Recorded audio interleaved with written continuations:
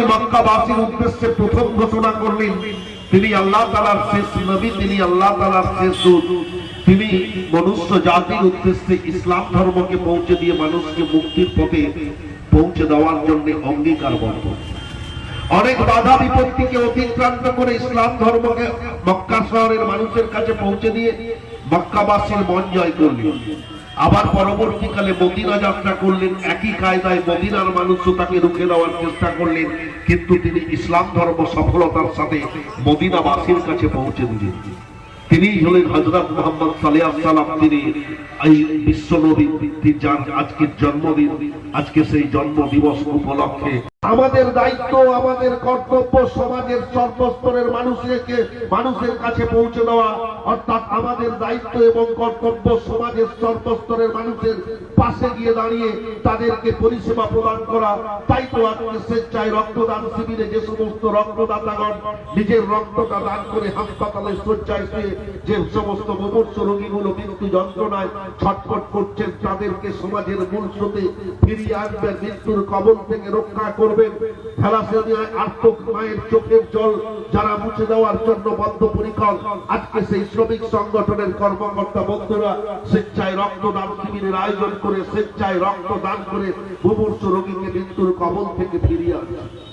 মনে রাখবেন, মনুষ্য জীবনে আমরা কে কোন ধর্মের মানুষ এটা বড় কথা নয়। কে হিন্দু, কে মুসলমান, কে বৌদ্ধ, কে জৈন, কে খ্রিস্টান, এটা আমাদের বড় পরিচয় নয়। আমরা প্রত্যেকেই মানুষ।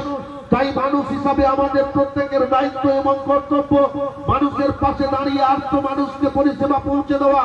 মনুষ্য জীবনের তিনটি দান হচ্ছে পূর্ণদান, অন্নদান, রক্তদান এবং বস্ত্রদান। এই পূর্ণদানে নিজেদেরকে নিয়োজিত করার জন্য সমস্ত শ্রমিক সংগঠনের কর্মকর্তা বন্ধুদের আন্তরিক অভিনন্দন সম্মান জ্ঞাপন করব। আর সকলকে বলবো, করতালি দিয়ে তাদেরকে উৎসাহিত করুন। তার কারণ আগামী দিনে তাদের এই প্রয়াস যেন আরো সুদূর প্রসারী হয়। আজকে 500 জনের কাছে বস্ত্র পৌঁছেছে, আগামী বছর 1000 জনের কাছে বস্ত্র পৌঁছাবে। তার কারণ তারা আরো বেশি বেশি করে আত্ম মানুষের সেবায় যাতে নিজেদেরকে নিয়োজিত করতে পারেন। এই আবেদন নিবেদন দেখে আগামীকাল শ্রী শ্রী বিশ্বকর্মার আরাধনা।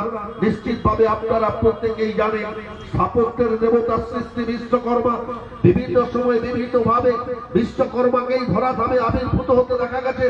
পুরীর রাজা ইন্দ্রদূর্গের বাড়িতে জগন্নাথ দেবের বিগ্রহ তৈরির ক্ষেত্রে গুরুত্বপূর্ণ ভূমিকা পালন করেছিলেন স্বয়ং বিশ্বকর্মা।